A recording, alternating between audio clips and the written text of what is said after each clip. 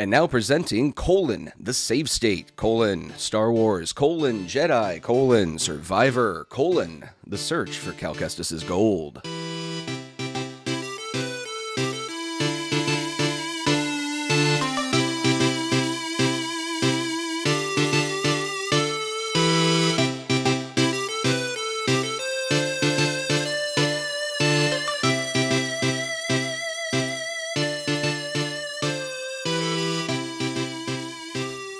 Trying to shake off that Zyrtec fatigue that I've been feeling all morning and every day for the last 3 weeks. Yeah, you gotta, I've built up an immunity to Zyrtec. So Good. I could easily have put it in my glass. Yeah. No, I've been taking Zyrtec every day for four years now. So yes. I was going to do something Sicilian when allergies are on the line. Never record a podcast with Sicilian allergies on the line. You got it. That's it. I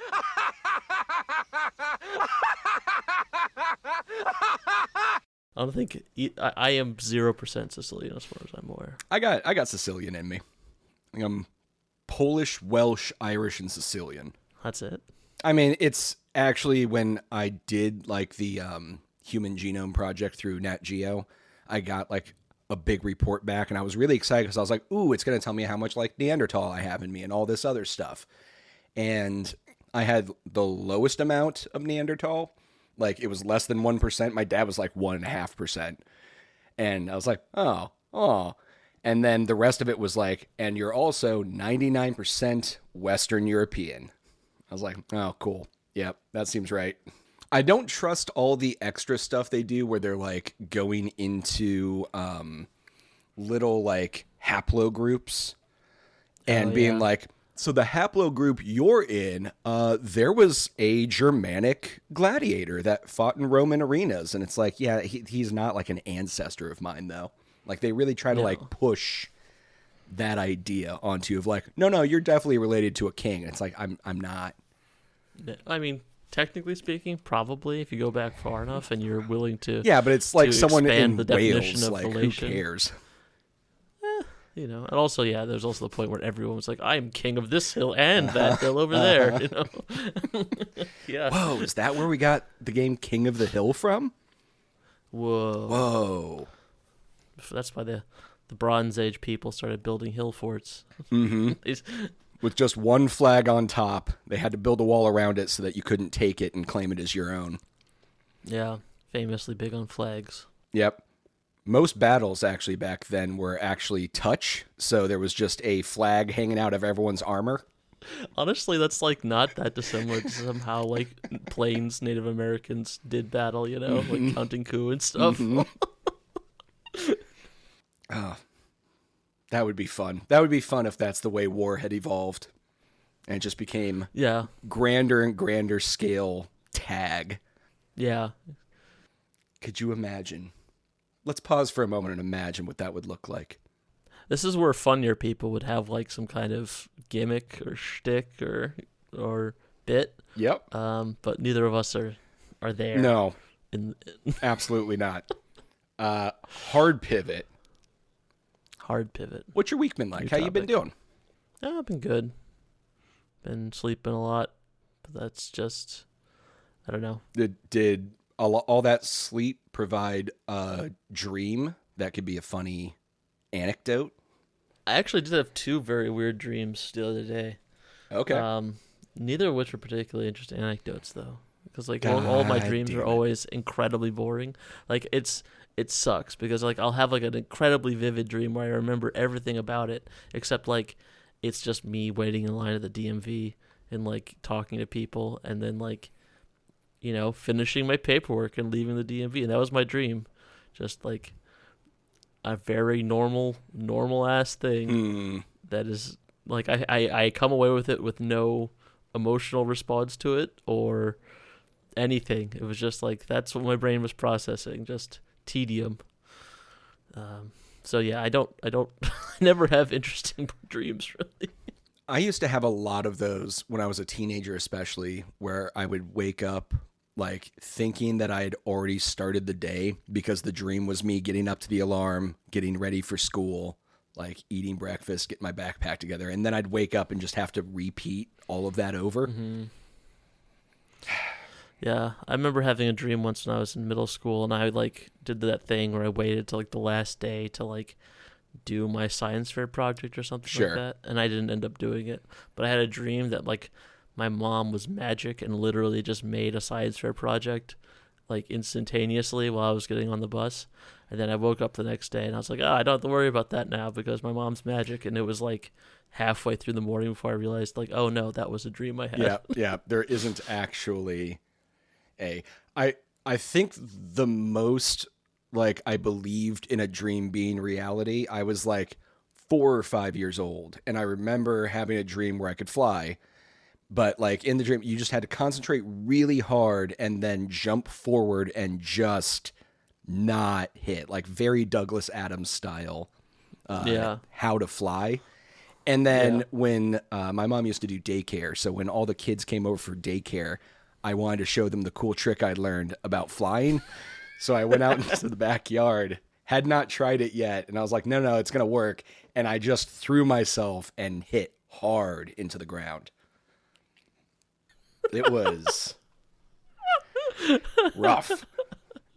But I tried it 2 more times after to make sure that it was actually just a dream. You know, it's kind of like taking the first bite of something new. You're like, oh, well, I don't know if I like this. So I just had to try a couple more times to be sure. You must have been the coolest kid in daycare. Man, I was so cool. Your mom was the teacher and you thought you could fly. Yeah, I might have suffered a little bit from main character syndrome when I was a kid. Yeah, kidding. Yeah. Speaking of main character syndrome, the game we played, you know, he's a character.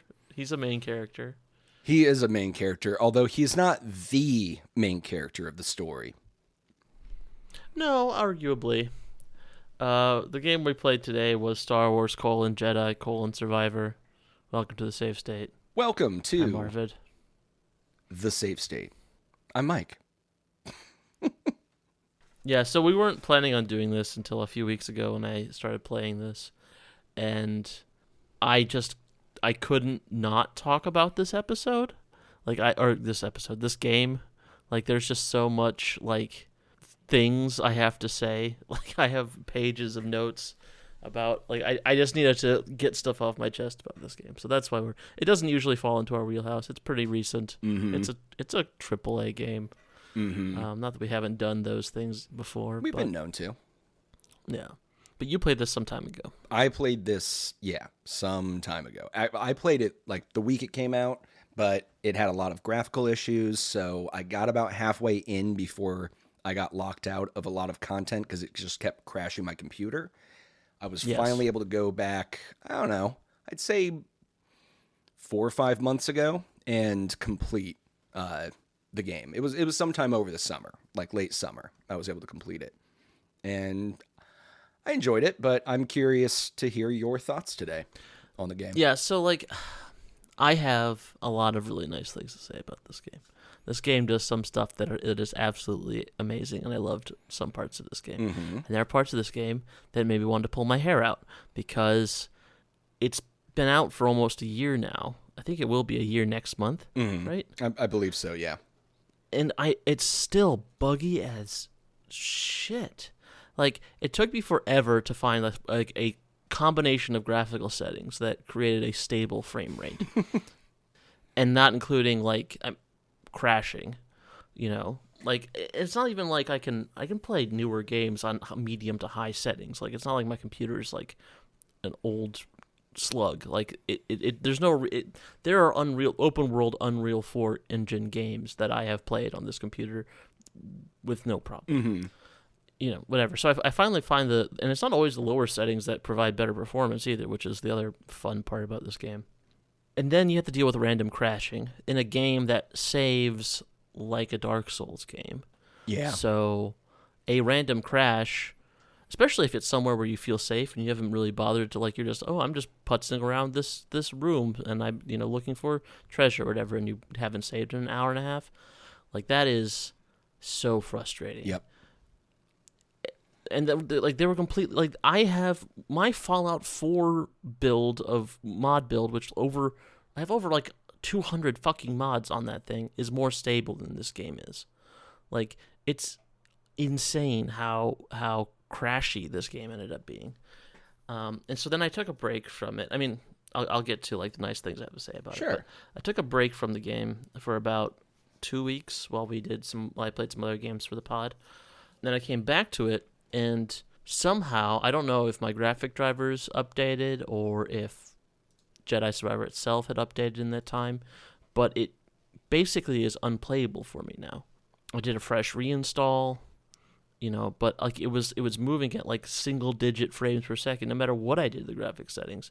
There was nothing I can do about it. So I just walked away from it, full of fury, because there is so much stuff in this game that's great. Like, so much stuff I like. Any other game, I mean, not any other game, most other games, if it was this buggy, I would have been like, yeah, I'm done, moving on. Mm-hmm.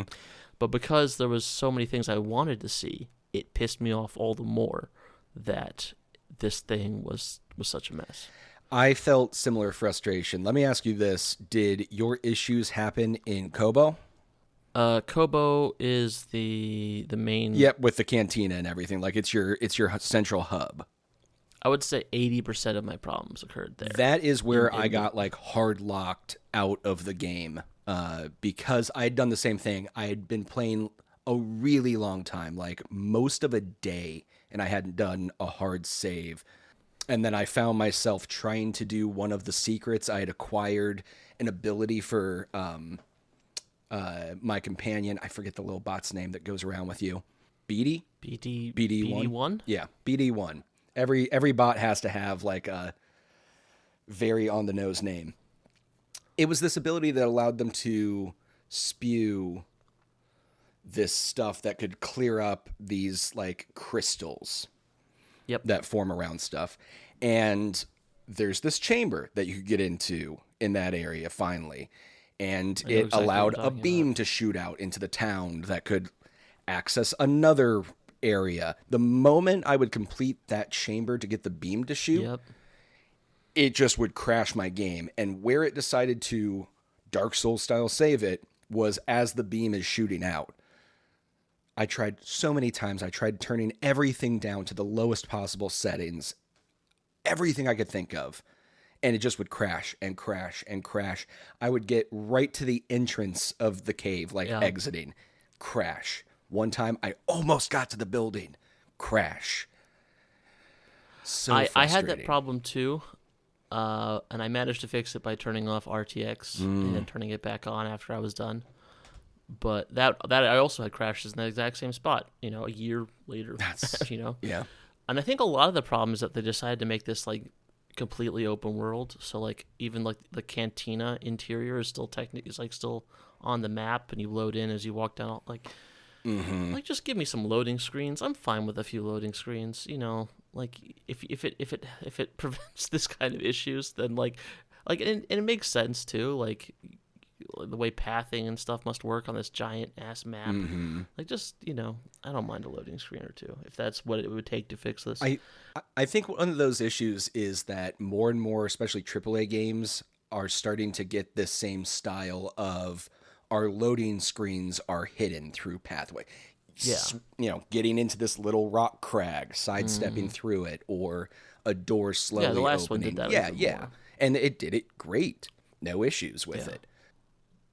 But with ray tracing, I think that's a good point to bring up there. Like, we have so many new graphical challenges that we're trying to hurdle over with games these days that it's just bogging down systems. Like, I'm okay with a loading screen.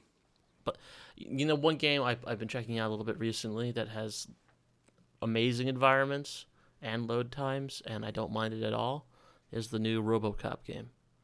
Oh, we're going to talk about RoboCop because we might have to do now an ep played about it, that. And I also have a lot of thoughts. Yeah, I haven't finished it. I just played like an hour or two of it, but it's the level design is gorgeous. It's like just as detailed as this game is, if not more so. Mm-hmm. And it just has a very traditional level layout where you beat the level, you go back to the hub. There's a bit of a loading screen, I don't. Maybe I'm old. I mean, I am old, but maybe this is me being an old person talking. But I don't mind loading screens when it's fine. Well, especially when you've got access to an IP like Star Wars. Do what Skyrim does. Do what any of those games do. Do a loading screen with an interesting character model, or you could even do an image from the IP, and then a little info thing. It doesn't even have to be necessarily related to the game. It doesn't have to be a game tip. It could be some background information on Luke Skywalker or whoever you want it to be.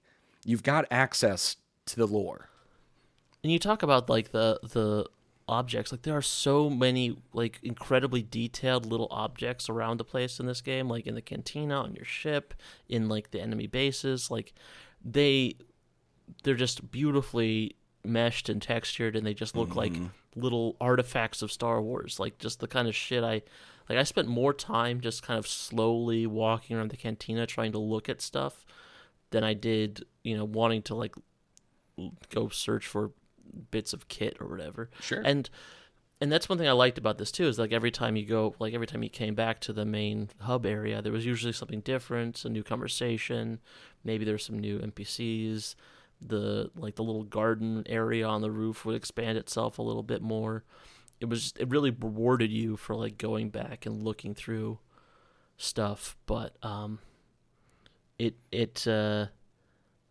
could have done so much more with it. Like give you more like even just a first person camera would have been nice, frankly. Mm-hmm. I mean, you can go into photo mode, and that's what I did a lot of the time, but I wouldn't mind a first person just to look around sometimes, Yeah. But before I move on to the stuff I liked about it, I do have some more complaints about the bugginess.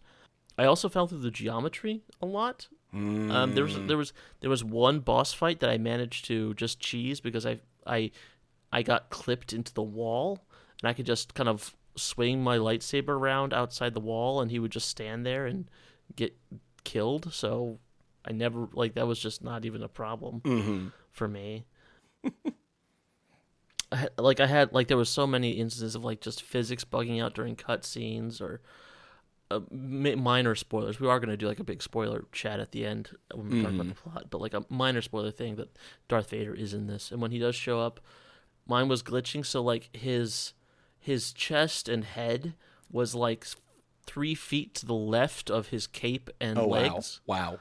So it was just kind of like this. It was impossible to like. He was supposed to be like menacing. He's found you, doom upon you, and it's just like this goofy like. Clint is a fool, and I will not tolerate his insolence much longer. Well, you're gonna have to resolve it. I can't have my day manager and my night manager at each other's throats all the time. Yes, Emperor. It's Randy. It was so like I would have laughed had I not been so angry at it. Like. Just in so many times where you're just getting into like some deep like important scene. There's like the sun is setting in the background, you and this other character having some deep heart-to-heart conversation, and then like their robe just physics out and then like flies over their shoulder and like get like somehow clips into their eye socket, and you're like, oh yeah, great, this is what a poignant moment. I never experienced anything that bad, especially during cutscenes. The most I would see is like some rendering lag, where it would just take a while for everything to come in, so you'd get very washed out, flat textures. I got that a couple times, yeah. But it would fix itself pretty quick, and I'm very forgiving of that kind of stuff. It breaks the immersion for like a moment, but whatever. You're playing a video game. Oh yeah, no, it's like it's not even necessarily that like these. There's a lot of pennies here that I wouldn't bother picking up, you know what I mean, as far as like complaints. But since I'm down here picking up all these quarters and dollars, I might as well pick up the pennies too. Like there's just like, and then you mentioned like the mechanic with like the shooty.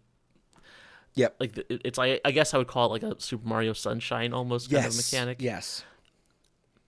Interesting idea, very poorly executed. It just does not want to work with the geometry of the levels. It like you can tell like no one on level design was thinking about this mechanic when they were making these things. Like, it's just I mean, so... someone was, because one of the more frustrating parts of that one was it becomes so integral to some late game puzzles. And the way it works is the spray has a finite amount per like use. And it just recharges itself immediately after, and you can just use it again. But in that time frame, there are puzzles where you have to get it precisely on the right path to the right spot to make everything work. And it just felt like a very frustrating, like, that could have been a different puzzle. That could have been some other mechanic there. I don't know. It wasn't my favorite power. And when I finally got it, like, I knew there was going to be some other upgrade coming, because I knew there was going to be some way to work with those. And I thought it was going to be some force power where it was like force vibration to shatter them or something. I don't know. Just, I was pretty underwhelmed when I saw it's a foam spray. Yeah, it's interesting because, like, the mechanics they brought back from the first game, they polished up really well. Like, there's, like, just in general, like, most of the stuff that from the first game that they took into the second game is just a lot better done.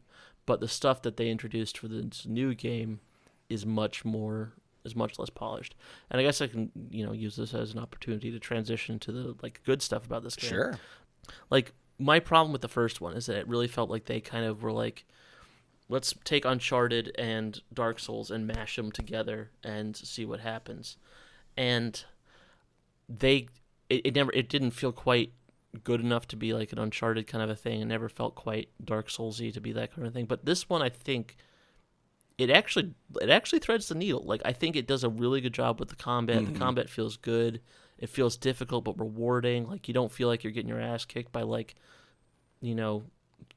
tiny little stormtroopers anymore. But at the same time, like, there's still a danger. So, like, and then when you do manage to find that combination of, like, moves and stuff that works for different scenarios, you feel really powerful, but there's still that sense of danger to each combat scenario that it felt really good. Like, I was really like, in the first one I remember avoiding combat, and in this one I usually sought it out unless it was something really hard like a walker or something. I think the difference in that too is that they tried to do the Metroid thing in the first one where, yes, you were trained, you grew up in the Jedi Temple, you saw the fall of the Jedi, you're in the thick of it, but they lured the mechanic clothes off for it and said, well, he's blocked himself off from the Force to protect himself and those around him so that he's not a painted target for the Empire. And in doing that, you just have this absurdly slow power creep the entire first game where, I don't know, it almost would have been more interesting if in the first game it would have made more sense for Cal Kestis to have been just one of the kids kind of lost who would have gone to the Jedi Temple, but it fell before he came of age to be found and taken there, and is kind of being guided and taught everything the first time around. The second game fixes that by not doing the Metroid thing again, where like somehow you've lost access to it all over again, and you start with different stances, different lightsaber styles that you can do. You have access to a lot of your powers. You can double jump right off the bat. You can do all of these little mechanical things that you equate to a Jedi, not necessarily a double jump, but those kinds of more passive force abilities as well that makes it feel good right off the bat. Yeah, I would say they do that mechanic still, but they save it for the platforming. Yes. So, like, you're frequently like, oh, I learned. You get these moments where you remember, like, oh, I knew how to do this from before. Mm-hmm. Yeah, but it's only the platform mechanics. The combat mechanics, you generally get, there's a couple you still get through story, but generally speaking, your combat skills and level ups and stuff like that come through skill points, which come from beating guys up or finding skill points. And yeah, that was just a much better decision. Yep. So, like, you still had that kind of Metroid-y, like, oh, I don't have the thing to unlock this gate, I guess I'll come back here. But you don't, but it doesn't prevent you from, like, dealing with combatants. Like, you usually have most of the tools you need for the like there's different stances that work better with different enemy types Sure. and encounter types and stuff like that. And you basically get a lot of that stuff early on. Mm-hmm. But right off the bat, you do feel like a force wielder, which you Yes, that's true too. Really in the first one for a while. You got to get some core things in before you actually feel like you have at least an adept understanding of the force. Yeah. That's true. Let me ask you this. So there's a few different combat styles you can do in this game. And I think they actually did it really well with the lightsaber. So right off the bat, you've got single and double bladed, or I guess they'll call it sometimes a saber staff, Darth Maul's lightsaber. Yeah. And then during this first boss battle you get into, Like basically the tutorial. Yep, you almost. unlock the two from each other, and you've got the dual wield style from near the end of the first game re-access to you again. And I liked that. So it's not like, oh, he had to like rebuild dual sabers. No, he still has the saber that he had from the first game. It just, the story beats kind of dictated when you got access to that. And I thought that was a smart way to do it. And then later, you get my favorite saber styles, which is Kylo Ren's like Templar Knight Claymore lightsaber, and then a lightsaber pistol combo, which I always was confused why. Blaster. I am so sorry. Oof. I've always been confused why just having a lightsaber precludes you from having a blaster. I don't care what old Ben has to say. He's a crotchety old man. Like, a blaster is still just very effective. Yeah, I think theoretically you'd have like the fact that you can only like block with one hand, like that's not, especially if you're dealing with another lightsaber wielder, you're at a pretty big disadvantage. Sure. But in this game, it works. You're not supposed to use that in that scenario. It's like when you're dealing with a lot of mixed group units. Mid to long range really combat. well. It works great. You can block a bunch of blaster fire and return fire on people. Yeah. And my favorite though was the Kylo Ren Yes. Dark Souls style sword. Yeah. Where he even holds it like he doesn't, like, that's the thing, is like in Dark Souls and in like all the Souls likes, they all have the double-headed sword that they hold like at their hip, like sideways, which is a very dumb way of holding a sword. Like you want, if you're using a heavy sword, you want to hold it high so you can use the weapon's weight with momentum. Yep. You don't want to have to lift your sword into movements when it's a big heavy thing. So it's but anyway, he holds it like that, and I'm like, do lightsabers weigh more if they're slightly bigger? Like, shouldn't it weigh the same as just the single blade, even if he's got like the big long blade? I may be speaking out of school here, but I seem to recall in some of the expanded universe there being discussion on why it was so difficult for non-force wielders to use lightsabers, and it was around the power generation of a lightsaber actually does create this weird sway within it, and that it can become very unwieldy because as you're moving it, it's fluctuating and the field's moving, and you have to have some attunement to the force to kind of read that energy flow and understand how the blade is going to want to move through the air. And that without that, you could like wildly injure yourself, others, get yourself off balance, that kind of thing. Yeah, but I still think it's an unbalanced position to start with. Off to one side with one hand across your body. Sure. Like, that's an inherently unbalanced position anyway. Like, it just looks like the Dark Souls pose, so that's why they did it. Which, That's like, fair. even That's like in the fair. movies, Kylo Ren doesn't hold it that way. He holds it like, straight out forward, a la like a medieval warrior would. Yes. Not that I'm like some expert on swordsmanship. It's just something that used to, like, it was like a cute anime thing that they would do with Dark Souls, and I was like, oh, that's fine. Yeah. And then when they carried it over to this, I'm like, well, wait, that doesn't make any sense. But no, that felt really good to use. Like, I loved, like, getting behind someone and hitting them with that thing. It was like so much easier. You did so much damage, even though you were slow. It just tore through bosses. That was the style I used the most, by far. And also when you get like the upgraded blaster reflection on that thing, you can just take out like a lot of like you get like any of the beefier long range enemies just go down really quick with that one. So that one was definitely my favorite lightsaber style. Absolutely. But I used the blaster one too for some situations as well. But yeah, no, it felt really good, and it felt really good mixing in the Force techniques within there. Like, they didn't really add a lot of new Force techniques, but like they all felt much more cohesive than before.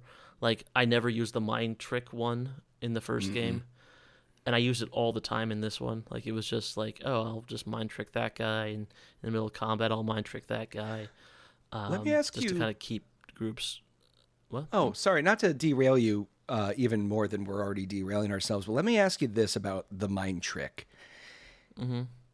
Doesn't it seem like it's a dark Force power? Oh yeah, like, absolutely. That is not a good guy power. Ever made sense to me that like the Jedi, they believe in good and the light, but also we will subjugate your own will and consciousness against you to our whim.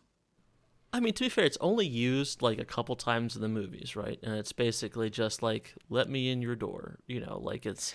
But there's something about it because it only works against the weak-minded, and I don't know, it's this weird like.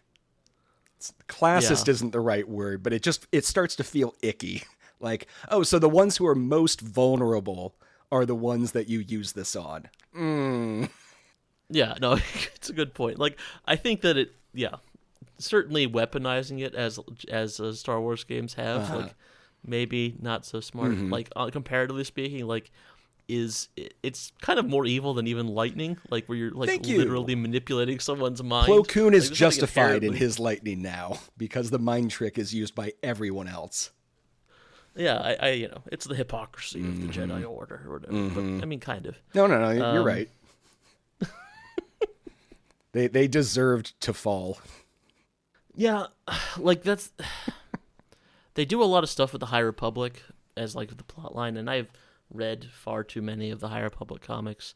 I was looking forward to it a lot when they announced it a couple years ago because I was a big fan of the Old Republic stuff, and it's been very bland. It's not bad. It's not good. It's just very, I don't know. It lacks interest. I don't know. It feels like they're just, the Jedi are at their most powerful and they're fighting bandits for pages and pages and pages, and it's never really like there's no interesting bad guys. It's it's just like, what if you and your best friends in Skyrim all got your best armor and then just went and slaughtered bandit camps? Like, that's what the entirety of the High Republic storylines feel like to me. I mean, that's the weird thing about the Jedi Order during that era anyways, is that you've got essentially a private military force that conscripts people from a very young age, taking from their families, stripping their identities away from them and having them only live and exist in this very dogmatic order. But then also, well, no, we're the peacekeepers. Like, yes, we are the most powerful thing in the galaxy, and we're going to dictate how all of you should behave and work together. We're going to handle your, like, mercantile disputes. So it's just kind of bullshit that they're this all-powerful order dictating to the entire galaxy how they should negotiate with each other, how they should trade with each other. They become the middleman in everything. And at this moment, I think I'm realizing I'm kind of on the Empire's side on that like one teensy thing. Like, they went about it the wrong way too. But well, it's very interesting because it's like, if you look at the way the Old Republic did it, you never really felt that because the Old Republic, there was still this big like Republic bureaucracy that everything had to go through. There was Sith still around. It felt much more like meaningful, as opposed to like the High Republic where it's just like, oh, okay, everything's great. It'd be like if after the Silmarillion there was a book where just like all the best and coolest elves just went around slaughtering goblins for 200 years. Like, great. I don't. There's no. This just doesn't mean anything. For me. The Jedi Order just becomes Blackwater. Yeah, so like in this, so like when they use the High Republic here, they're like trying to kind of make it like a science experiment gone awry that leads to all this stuff. And we'll talk about the plot in a minute when we go into the spoiler zone, but it just it felt like a better usage of the setting where like instead of being like good versus evil, it's more like the internal avarice of the Jedi where you're like it feels more natural that some of these people would be turning to the dark side because they are powerful entities and stuff like that. But yeah, I guess what I mean is like they just did a good job with that, and they did a good job with the story in general. I thought the story was decent. There was some plot points that I thought. Well, before we go into the story, because that should probably be a spoiler section, I'll talk about not spoiler stuff. The character design in this is amazing. Yep. I love the characters. I mean, not just the main character. He's fine, whatever. Who cares? But like all the little aliens you run into in the cantina, like the mayor of the town. She's like this awesome alien. Like I can see the animatronic puppet thing that it's supposed to, like. Yes, it's almost like they worked off of like they built like a 3D modeling Jim Henson studio. Yeah, exactly. It's it's like some like they found his like dark crystal like concept art that he never used and they used it for some of these characters. Like I love it so much. And then like how animated everything is, like the different parts of their bodies that will move while they're talking. The robot bartender with all these arms and like the fluids moving around inside him and how he like moves on this track that's built into the bar and he like there's just so much awesome little detail. It was just amazing to look at, like to be in this cantina, and there's like the weird little Scottish fisherman whose name is not Scuba Steve but Scuba Stev. Yep. Don't call him Scuba Steve. Don't you dare. But like he's got this like you found him around fishing places, and you like he like drives around this little like space cart, and it's got like all this little like knickknacks and doodads on it. It's like. It's just great to look at. Like really cool. Yeah. There's just so much awesome detail that went into this. Like it would be I want action figures of some of these characters, Like I want like the sheriff and her like or the mayor and her like market little like action figure playset. They're just so unique and interesting and well done. And they're not even like used. I don't think they're species that exist already in Star Wars. I think there's something that they've made up for this, most of them at least. And then like a big part of this game, you're fighting these raiders who are using like this old Trade Federation ship they fight out of. Mm-hmm. So they like repurposed all these old battle droids from like the prequels and stuff, and like seeing like this giant ship sinking into like the mire with all these like rebuilt battle droids they're using. Cool. Very cool. Yeah. And it's one of those few instances you get in these big open world games where it kind of pays off because you see the big battleship like from miles away, and then you finally get there and up close, and it's massive. Like it's impossible. Like you can't even see the top of it from the bottom.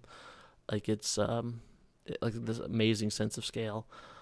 Just really well done with that. With like the art assets and the detail and the animations. Like that's the other thing is like there's so many little animations going on. Like even the little robot you have climbing on your back, like he's always moving around while you're moving around, which can get distracting sometimes. But like you're like he has different animations for when you're swinging on like a zip line or swimming or crawling on a thing. Like he's always doing something different, and it's so reactive and responsive that it's amazing. Like there's so much work that went into like some of the little details that it feels impressive. Living.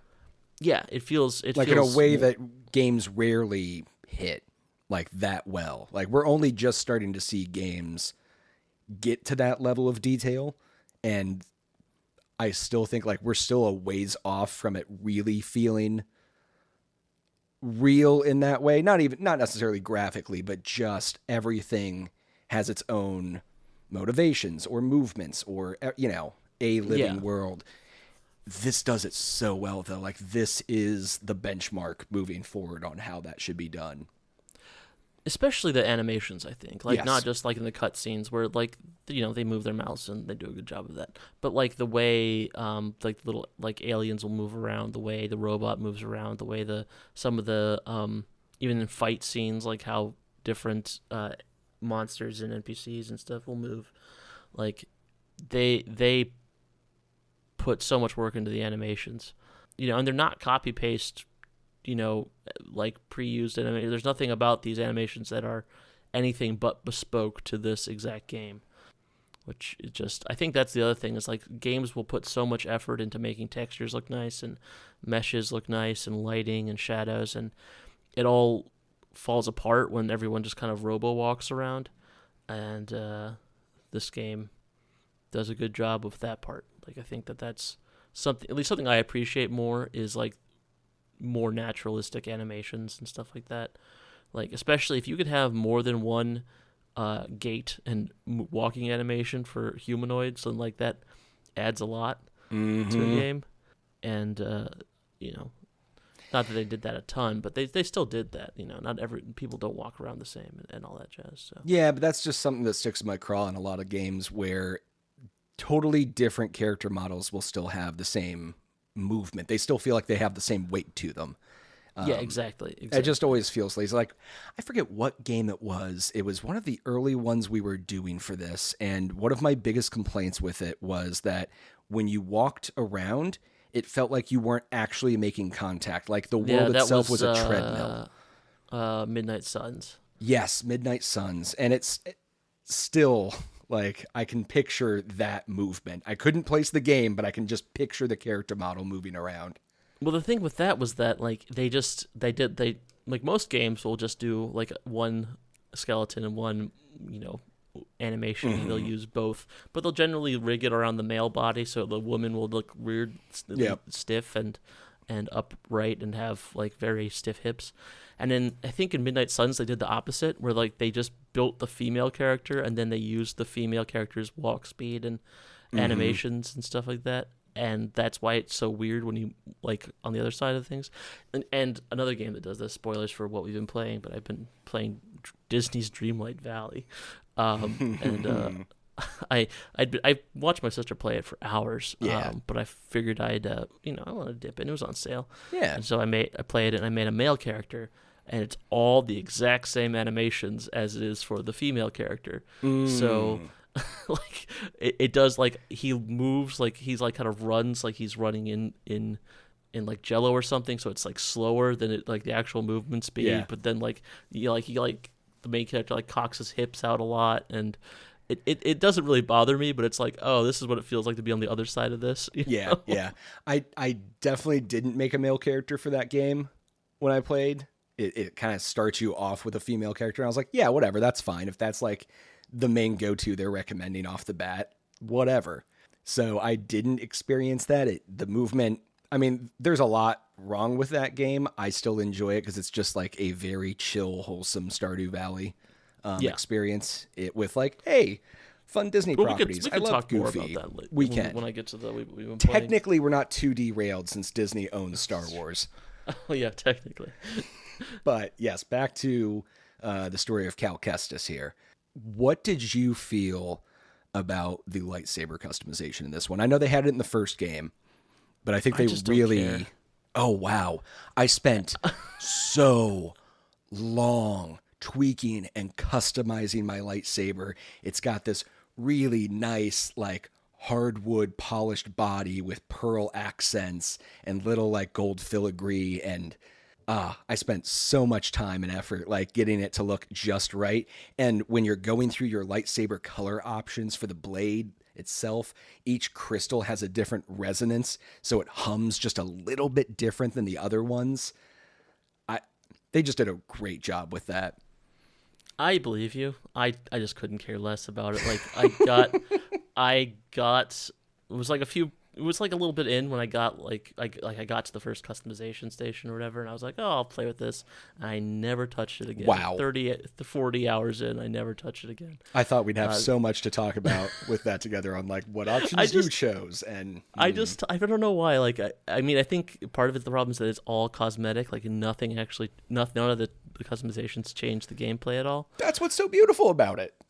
Yeah, but like I have no impetus to muck with it. Like I just don't care. Like it's just, I mean, especially because it's so small. Like I can't see it. It's in the guy's hand. You can all hear the time. it. You can hear the hum of the blade. It's different with each color. I can't guess that my ear isn't sharp enough to notice, or rather, I just never changed the color, so I didn't even think about it. Oh wow, you kept like Padawan blue, huh? I think I switched to green, and then I never touched it again. Okay, all right. I mean, the thing is, like I used to do, like I remember in Jedi Coder, I would mess with this lightsabers a lot because I wanted everyone to have a different color lightsaber, and then like there were some rarer ones that, and you got like, oh yeah, I got the Viridian like crystal. That's cool. Yeah. But the actual blade color wasn't one of the things you could collect. It was only like the actual bits of the hilt and stuff. I kind of messed with the blaster a bit. That was kind of fun. Like, but even then, once I found a blaster pattern I liked, I left it alone. I did think that was cool. They let you muck with that. I wasn't expecting them to do that. No, I thought it was just going to be the blaster. That's it. And you can also mess with your droid, but you can do that in the last one too. And I found like one early on that I kind of liked, and then never touched it again. The issue I had with the last one for lightsaber customization was that at a certain point you get a old piece of, I believe it's Eno Cordova's hilt, and it's what you combine onto your lightsaber. You know, in the first game, it breaks. Like you get into a big battle, the lightsaber's destroyed. You have to kind of rebuild it as kind of a allegory for rebuilding your foundational faith in the Force, right? There's a lot of Jedi stories of like building the lightsaber as a way to reconnect yourself to the Force and like the old ways. And they do that in that one. The problem is that piece of the lightsaber, you are not allowed to change in any way in the last one. So it didn't matter how much I played with the aesthetic of my lightsaber. There was just still this other part of it that never felt like it was mine. And in this one, you can touch and detail every single piece of it. So it really feels more like this is your own thing. I don't know. I really liked that detail. Next, you're going to tell me you didn't even mess around with your hair and facial hair styles. Well, I did once I got like the mullet, and then like the big biker mustache, and I was like, I was going to say headband and mustache, because that's how I rocked the entire time. I don't think I had the headband. I think I just had the long mullet thing. The mullet itself is good too. I like the hippie headband style with the mustache. Yeah. That was a good combo. Yeah, it made the cutscenes a bit more fun. Yep. I tried to in the beginning like change it as the game progressed as kind of like he's aging and getting older. And then near the end, it's like, no, he's just going to have a big mustache now, as we all slowly get over time. Yeah. Oh, yeah. No, I appreciate a mustache. No, yeah. I also didn't mess with I think I messed most with the clothes, but not that much. I was just kind of, like a lot of them were a little silly. There's like a Dash Rendar kit you can kind of get, which was fun, but it's so it looks very out of place. So I didn't end up using it very much, but I think I finally landed on like the pilot flight suit and just found a color scheme that I liked, and that was one of the better ones. Mm-hmm. Yeah, never was a big poncho or like Jedi robe cloak kind of person. I like just not my poncho. style. When I did finally unlock the poncho and I beat that stupid fucking frog boss, oh my god. I did use that more because like I just wanted to like tell myself that spending 4 hours trying to beat that bastard was worth it. Yeah. I don't like bosses with insta kill mechanics. It's not fun. It's rough. It's just not fun. Yep. But yeah, I think also a lot of the problems may have been with the technical stuff. Like, not to go back to all this, but like one thing I always use in Steam is I use this the FPS overlay.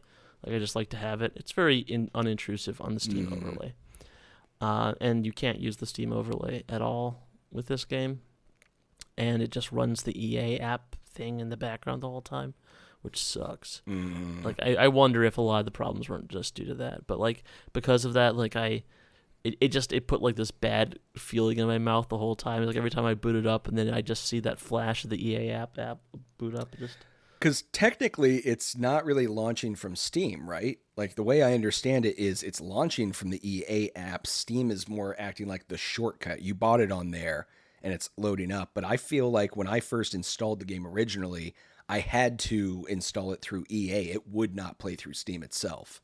Well, I installed mine through Steam. Like you can't go into the EA app and then select it and boot it up. Like it just says you have it on Steam. Okay. So if you go in, so like it's I don't have it on the Steam and the EA app. Maybe that was the first game that I'm remembering that issue with. That could be. As I do recall, one of them I installed it through Steam first, and then it opened the App Store through EA, and then I had to install it in there before it would play. So I had it in 2 locations installed. I don't know.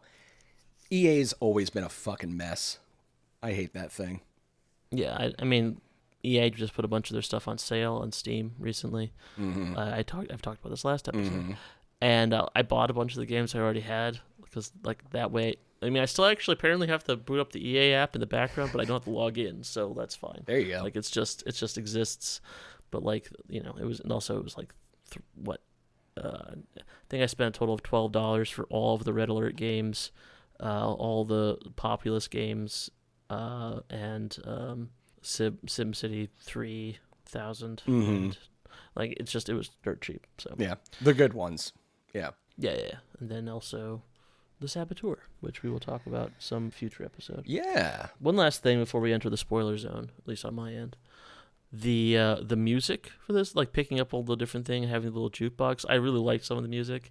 There's like a Turkish Dutch disco 70s disco retro band that I really like called Altin Gun, and they did like a bunch of songs for this in like Hatis or something like that, and it was really interesting because I walked into the cantina, one of these songs are going, I'm like, man, this is a jam, this sounds really familiar, but like is it from like another game, is it from Coder or whatever? And I looked it up, I'm like, oh shit, it's this one band I haven't listened to in a few years. But that was really cool finding that out. And they also like, I don't know when this became the thing where like Star Wars equals Mongolian throat singing, but like that's also a thing. Like there was a lot of that, or I shouldn't say Mongolian, Altaic, because I think there's a lot of different cultures that use that singing style. Yeah. But that was like there's a bunch of songs that do that. I forgot the name of that like metal-y kind of band that does that these days. They're on there. That was just cool. I like the like the soundtrack. That there's like the soundtrack, and then there's the score. The score was good too, but like the soundtrack from like the jukebox and like that sort of thing was really, really fun. I like that a lot. They did a really good job with it. I was really bummed that there wasn't like a live jizz band in the cantina. That could have been like, I don't know. I know they're trying to move away from. I think they've even renamed jizz music. Yeah, I'm sure they have at this point. But thanks, Disney. Well, also like you get, it all kind of sounds the same though. Like there's just like the 3 songs. I mean, we all love the kid. Yeah. Yeah. We know just it. Like we all know it. You're playing it in your head right now. Right now. You're welcome. But yeah, you don't really get to like mess around with it much. Yeah. There's just the one style. Yeah. And no matter how many snooty McCools you get, or whatever that guy's name is. All right, so anything you have to say before we enter the spoiler zone, Mike? I think we've covered like the combat solid, hat customization fantastic. As far as like cosmetics platforming. Go. Yes, platforming was really good. Platforming felt really good in this one. I loved like that first Coruscant like tutorial on platforming area was really fun, and they just kept weaving mechanics together. They did a really good job in this with that Uncharted Metroid style weaving of movement mechanics. Yeah, absolutely. That just made you feel really powerful. Yeah, Yeah, it felt you could even like there were enough sequences that were long enough that you could kind of like enter a bit of a flow, but not so much that you were like tedious by it. It made bored by it. That's the right way to describe it. There is this flow state you get into both with movement and combat. The combat side of it, same idea. Just swing, swing, swing, deflect a blaster bolt, force push a rocket back at enemies. There's just always things, guys near an edge, you force push them away. Like there's just so much stuff you're always able to do that you just kind of instinctively begin to weave it all together. Yeah. And it feels really cool when you can just like wipe out an area without getting hit once. Yeah, it is. There is like this weird point where you get to like, I don't know if it's just you're used to like the sounds the NPC makes, but like I know when a blaster bolt's going to be coming at me from behind me somehow, and I'm just like already about ready to deflect it. Just like, I mean, I'm sure there's like some sound that's happening, and I'm just used like some subconscious part of my brain is like, okay, now you have, a quarter of a second to like deflect after that noise or whatever. But it did feel like the more I played it, the more like powerful I was, even without more new abilities. Like it felt like you were a Jedi. Yeah, it did. It felt like you had some connection to something outside of yourself that extended and surrounded us and bound us together through like some kind of living energy, some kind of force. You're gonna really creator, the demiurge. You're gonna really enjoy Hellblade: Senua's Sacrifice when we get to that, because it's gonna have that same auditory cue system for combat. You're gonna enjoy it. See, the thing is, I think I conceptually don't like that, but I actually am okay. Like, I actually like it when I'm in there. But like, I think if someone says like you have to wait for the sound, I'm like, no, I don't like that. No, it does it very well in a very minimalist fashion. You'll enjoy it. But yeah, I think that's everything I've got for mechanics and like grievance with the game in that way. So let us descend to the spoiler zone.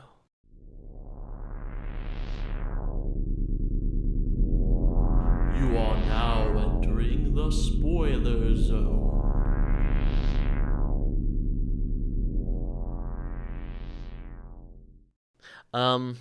So how long into the game did you realize Bode was going to betray you? When he was like the last one left alive from your strike team. Yeah, exactly. Exactly. Yeah. I was like, oh, he's like a plant or something's going on. Like he's not to be trusted. I spent this game, it's like 35, 40 hours. I think I spent 34 hours waiting for him to betray me. Yep. Just like, okay, this is the scene. No, yes. This is the scene.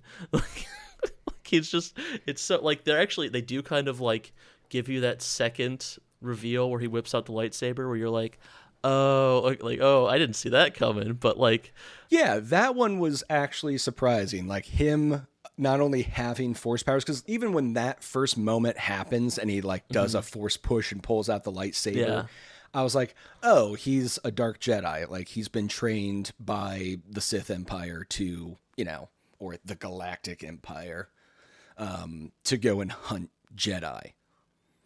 He's the 10th sister.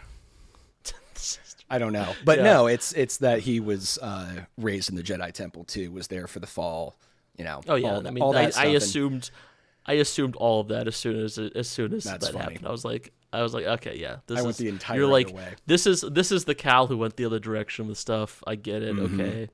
And honestly, I kind of agree with Bode in the arguments he makes by why the Jedi need to die as an organization. Like the concept of them, not the people inherently, right?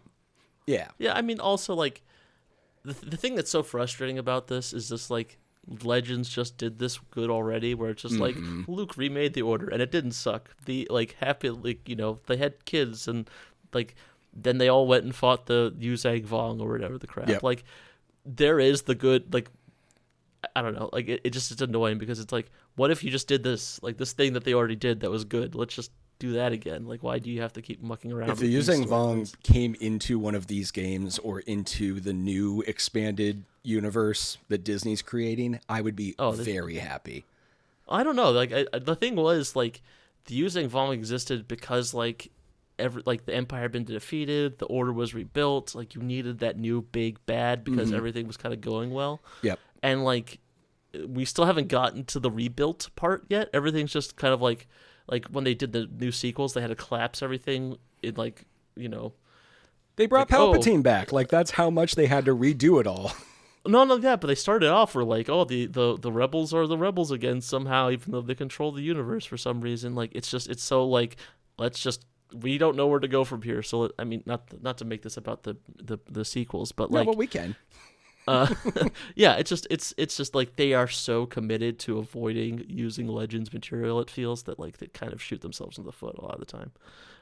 Yeah, I mean, because especially that like they did cover Palpatine's cloning facility in Legends. But like, at that's that where point, Chewbacca dies, is in the cloning facilities. No. Wasn't it in one of the cloning facilities? He dies in the Yuzang Vong War.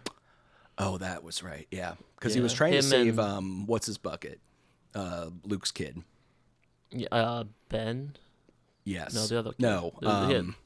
Yeah, it was Ben, right? Was it Ben? Yeah, I think it was Ben. Yeah. Yeah. Because he's the one who goes evil for a bit and then comes back. It's confusing because Kylo Ren is Ben. Is also Ben, but he's not. Yes, he's Luke's Ben kid. Solo. Yeah. I think. We might be very wrong. It's been a minute since I've read those. It has been. I should go pull them back out and give them a new read. But as you stare longingly at your bookshelf, I'm sure, full of Star Wars books. I actually only have 7 here. The rest are in America. But I've got the Timothy Zahn trilogy, and then I've got the Bryan Anderson trilogy, and then like the Bounty Hunters short stories. The Timothy Zahn, is that the Onslaught series? No, with that's the Yuzang Vong, or no? Who did that one? That's I don't remember his. That's several authors, I think. But I've got like basically the Wendis, I think, or Wendig was, I think. That's not you. That's Chuck Wendig did the Aftermath stuff, but that's not the Yuzang Vong. That's Disney. Aftermath. That's Disney continuity. But no, I've got basically it's the Thrawn trilogy and then the Palpatine clone trilogy. Ooh. So the good stuff, you know. Yeah. But I don't know. Like I felt like both of the big bads in this were just kind of okay. Like and by both of the big bads, you mean Bode and the Ninth Sister? Like, are those the? Yeah. Are those the? Yeah. Man, they did the Ninth Sister pretty dirty in this. Well, it's like they left her alive in the first one. You're like, oh, I guess we'll have to fight this. I mean, again, and I've spoken about this before in Star Wars. Like the Inquisition design looks doofy. Yes. Like I cannot, like every time I encounter like one of these with their stupid spinning lightsaber, it just seems like such a gimmick. Like this is not a cool thing. This is something that was invented for the toy line. Like I'm imagining like what were those things? Like you remember those they're like Barbies that spun and they had like dragonfly wings, and you just spun like a ripcord and they flew off into the air. Yes. That's what all those Inquisitor designs look like. Like Star Wars wanted to make one of those things. It would have actually kind of been pretty dope if the lightsaber style was just like a little gas like 2-mix combustion engine where they have to pull a ripcord, get it go, like they have to put it down on the ground, get some leverage going, and then do. I would have appreciated that. Aesthetically, that would have been nice. Do some diesel punk. Yeah, it just doesn't look scary or cool or either. It also doesn't make sense mechanically on like how that would. I don't know. There's just a lot to it that I feel like that's just a poor weapon design in general. Yeah. Yeah. Yeah. To get back to like the plot, like I really hated the Darth Vader fight. Oh, really? Because like it wasn't easy.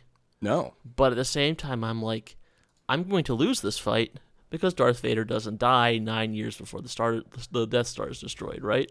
Like, sure. So why don't you just let me lose this fight and we can go on? Why do I have to get to the point where I'm allowed to lose? Like it felt so tedious. Like especially because it wasn't like I just kept dying and I'm like, okay, so I'm gonna go back so I can die a little later in the fight, or rather like deplete his health bar enough for the scene to. It was just so tedious. Like compared especially to the Darth Vader fight in the first one, where you're just like, you just got to stay alive for a bit and run away, and stay alive for a bit and run away. That's true. Being hunted by Vader was much cooler. They did a good job with that in the blanking on the name of the other Jedi series, the one where you were Unleashed. The Force Unleashed series also did a great job.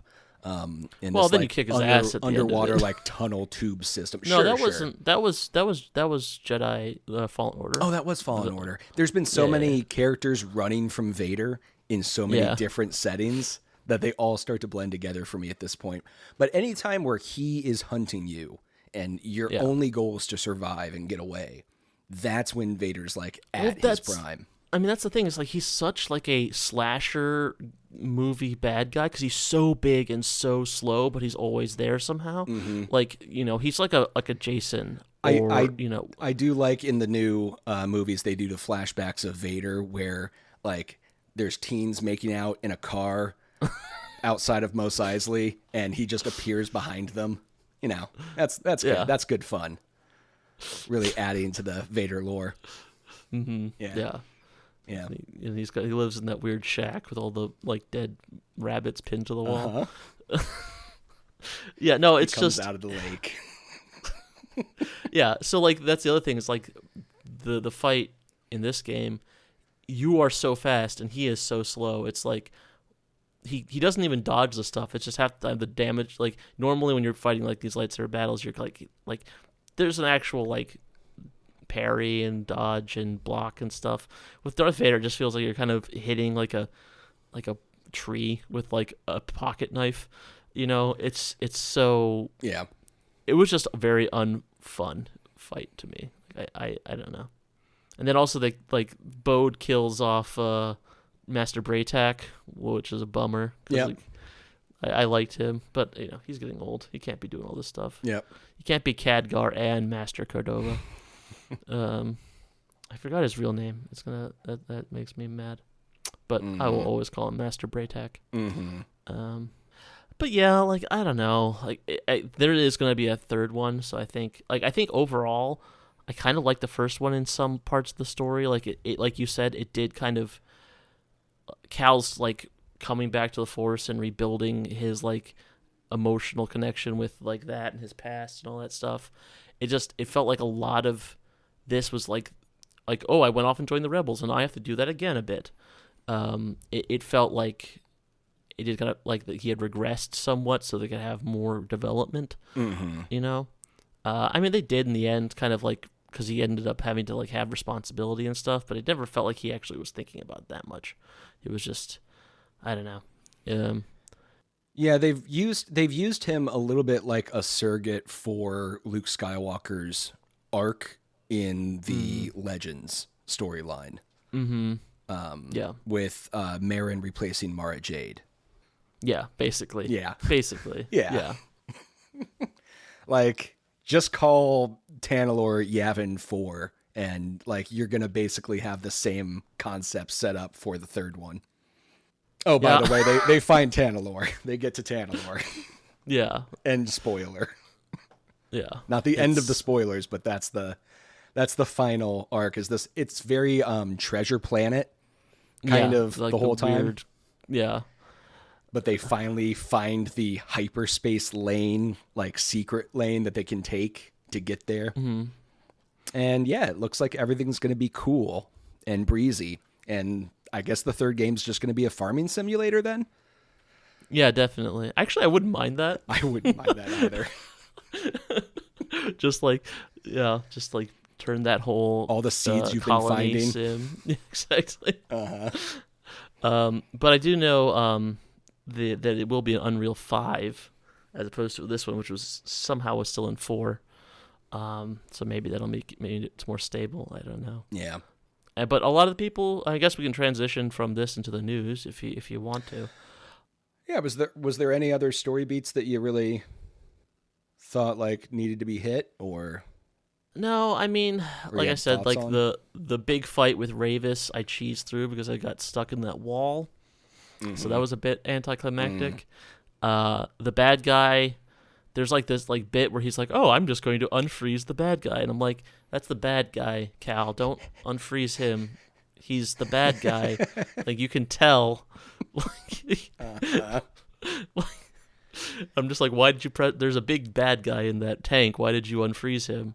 And he's just like, "Oh, you're my friend." Meanwhile, he's just like, "Yes, I'm your friend. I'm going to be like it's." I mean, he's young. He can be stupid, I guess. Yeah. I guess there was also like the big sequence where Mirren like shows you how to do like the big teleport thing, and you take down like the sand, like the big rock machine that the Empire. Like that just felt way too long and way too quick timey. Like it was kind of cool, but I would have liked that. Could have been a cutscene. Yeah, they do a lot of really cool cutscenes, like when Ciri and Vader get into their like final duel together. That's the other thing that drove me nuts about that fight was like so many, like because he has like a cutscene for every 20% of his health you take down, and I was playing on normal difficulty because I wanted to, and it's a late game so it's not easy, and I kept dying and coming back and dying and coming back, so you had to deal with like, and then there's like all these little quick timey bits in between the cutscenes, so that fight just took forever. I was so annoying. But yeah, the cutscenes were cool in that too. Like that whole escape the burning building area thing, that had some cool sequences. Yeah, well, and I think that's the point I'm making there is like there are some of those things like the rock giant construction that could have just been, to your point, just a cutscene. They showed they can do cutscenes really well like that. That would have been entertaining to watch. I actually think they did more of these annoying like quick time events as cutscenes in the first one. Like I remember with that big thing with the giant bird on Kashyyyk, and there were some other ones where it's just like, this could have been a cutscene. You don't need to make me press buttons. Like I can watch a cutscene. I play Yakuza games. I love cutscenes. Sure. I guess that's like my only real other complaint about the story. Yeah, I'm just not a huge succeed or suck like quick time event person. I just don't find that to be an interesting or fun mechanic. It's fine sometimes, like if it comes out of nowhere and you're like, "Oh shit, I gotta press X real quick." But if it's just like use sparingly, sure, yes, yeah, exactly. Like it has to like hit. It has to be in certain moments where it's like this is.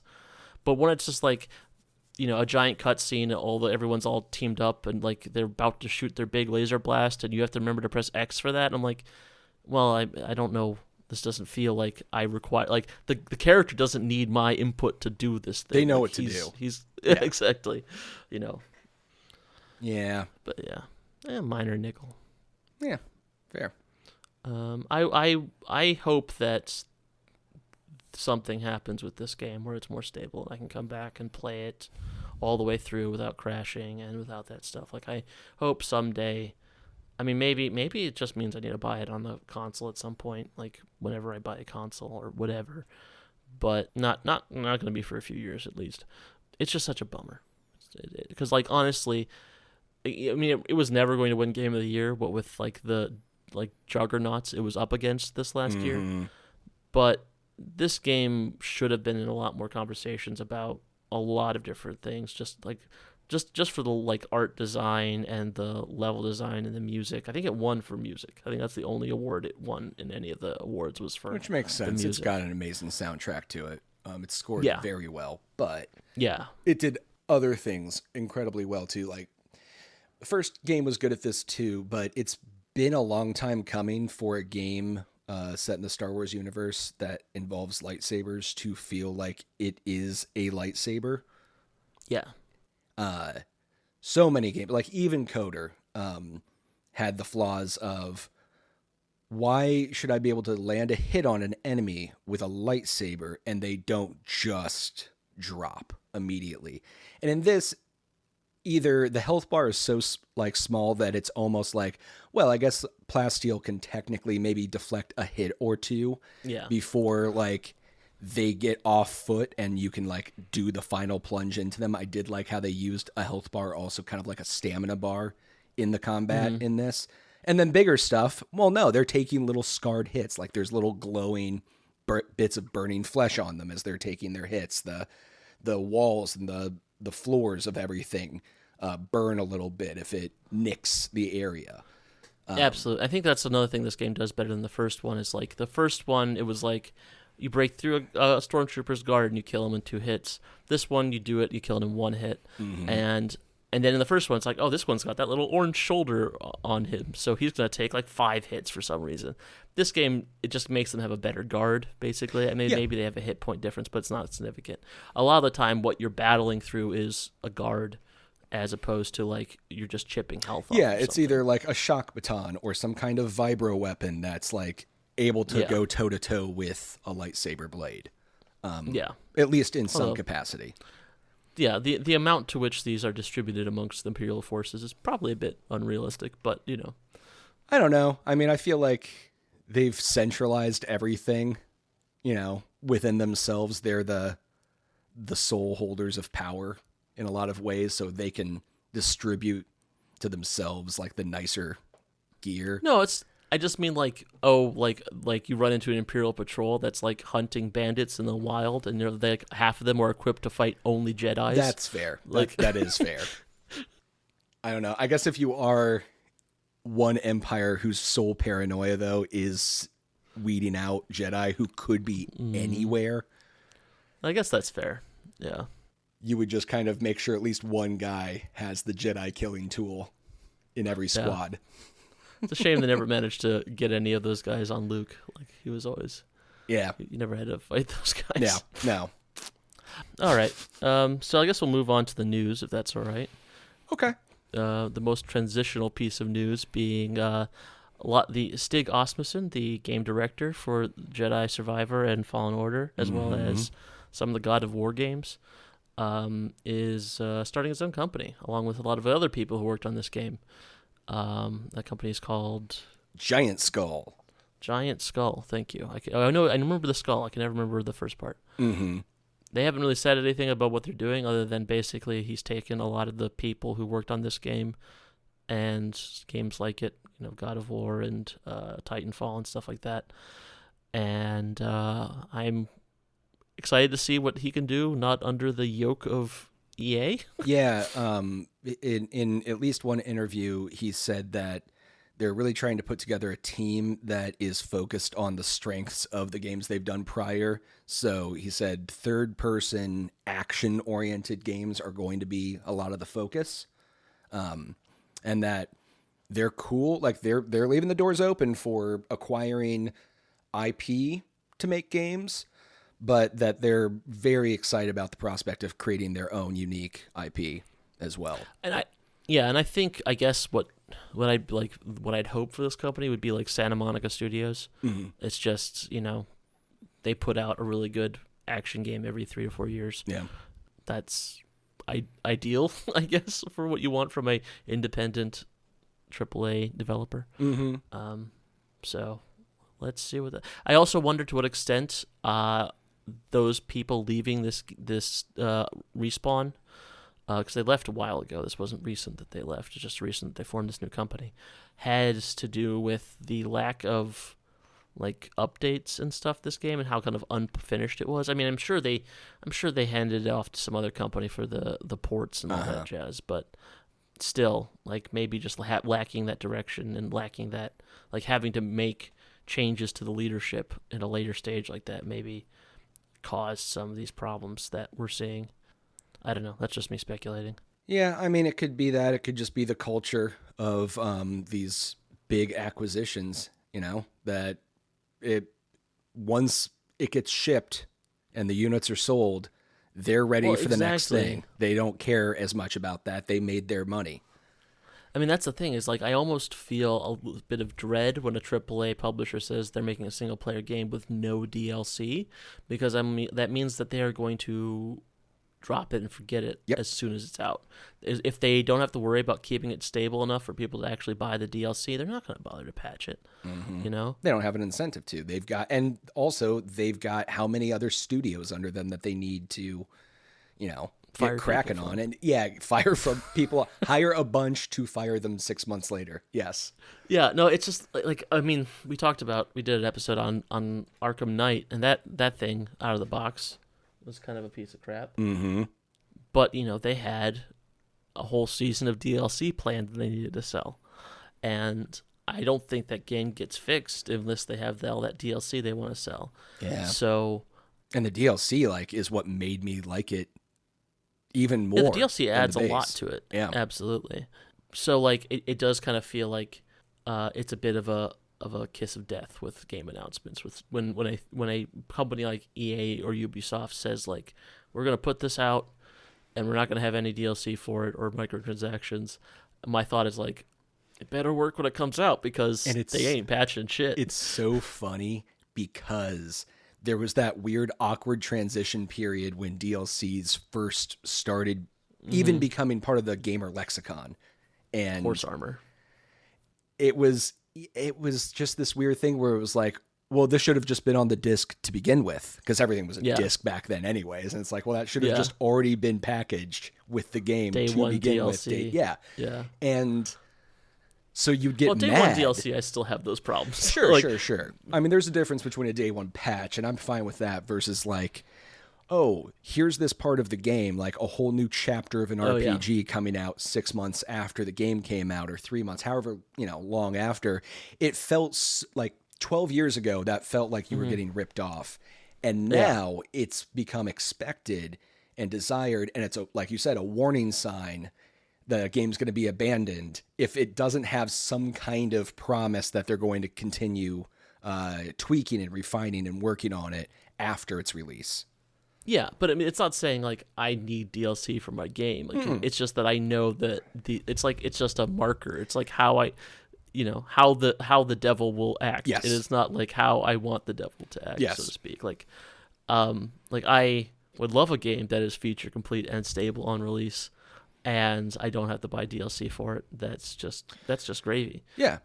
Like a Skull and Bones. Just spend 12 years making it, and then it's perfect when you ship it, right? And there's definitely no DLC or microtransactions in Skull and Bones.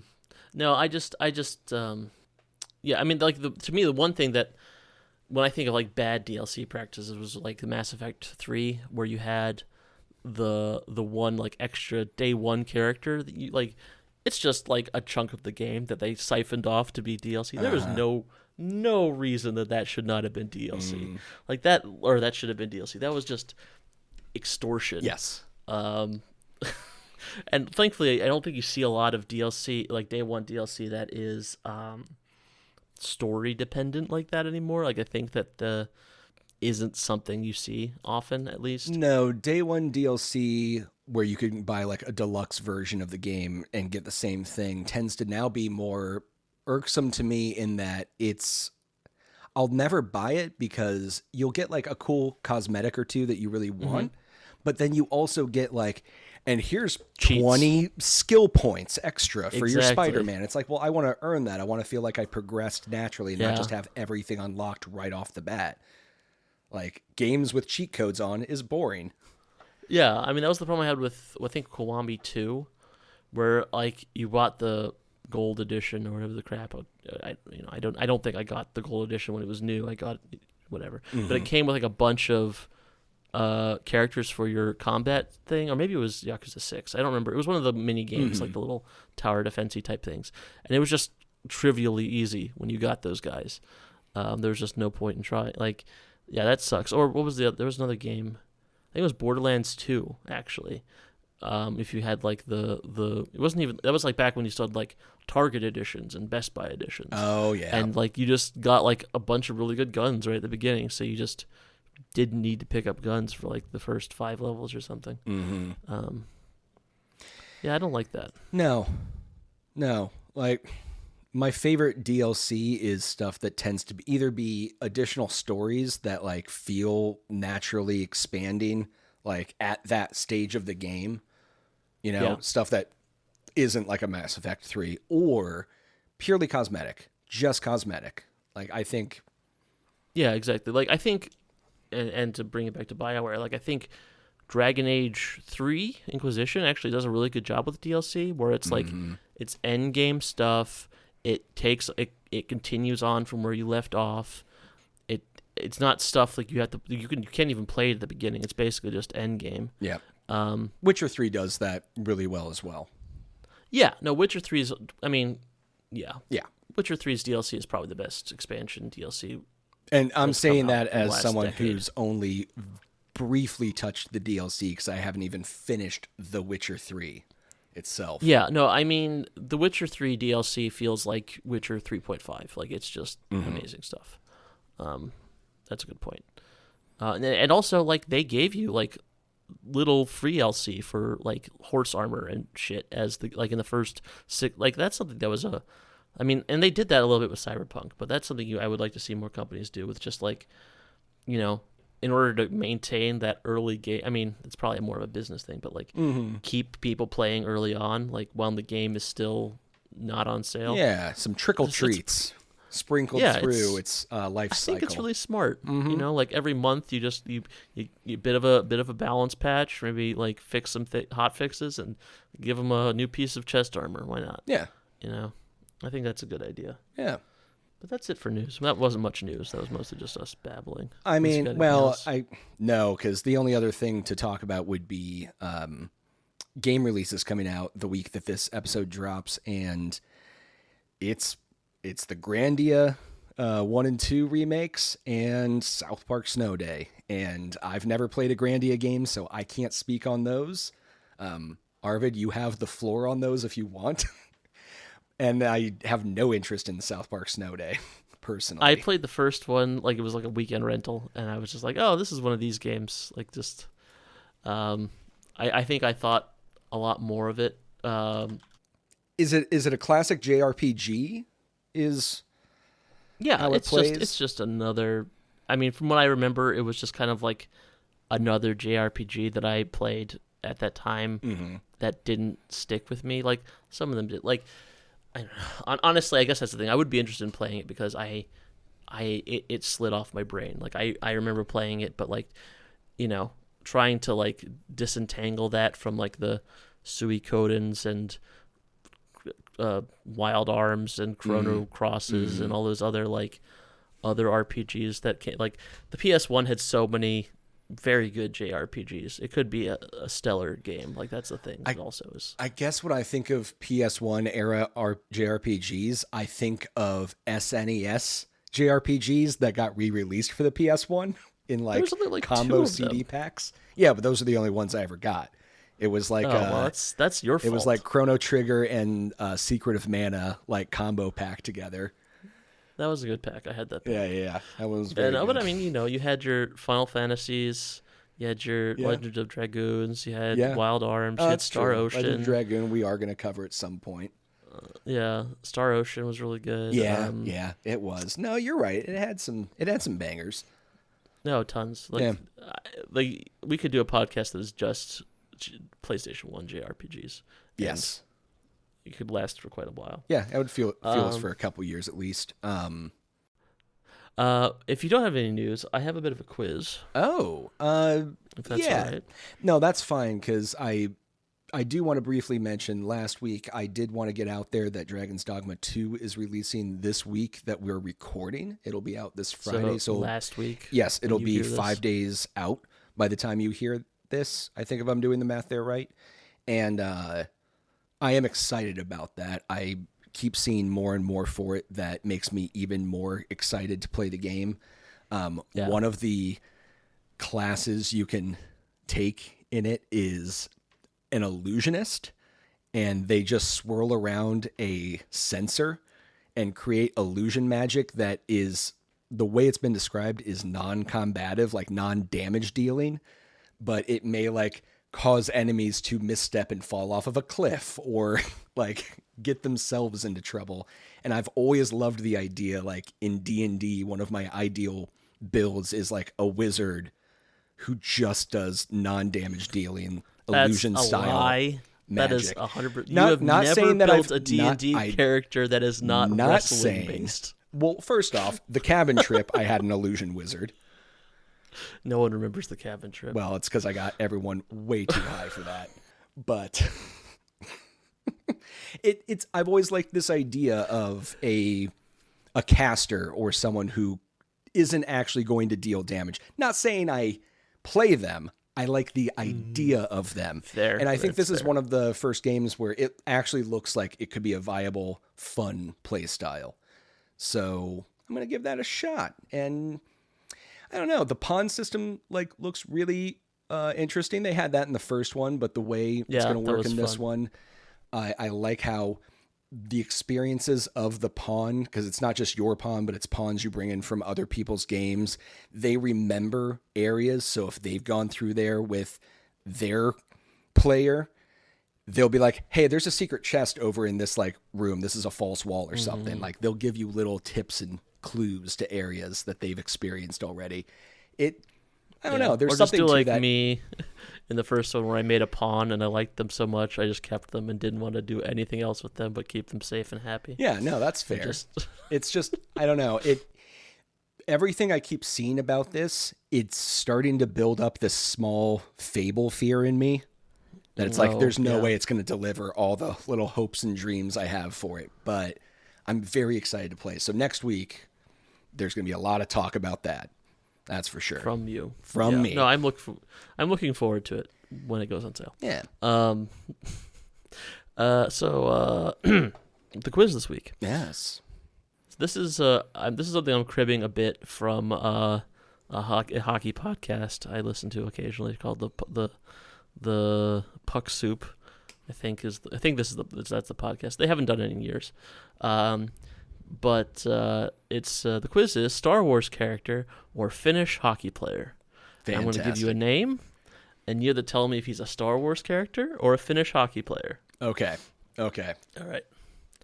So first up, these are in alphabetical order. So that's the selection, if that helps you any. Sure. First character, I have Amadeo Azazo. That's a Star Wars character for sure. There's something about that last name alliteration that feels very Lucas lexicon. Yeah. So, yeah, that's right. He was a Padawan of the Jedi Order during the High Republic era. Okay. And what happened to him? Next. Did he make it out of Order 66? No, this is High Republic. Oh, High Republic. Okay, never mind. So he would have been 350 years old during Order 66. Bojo Bupa.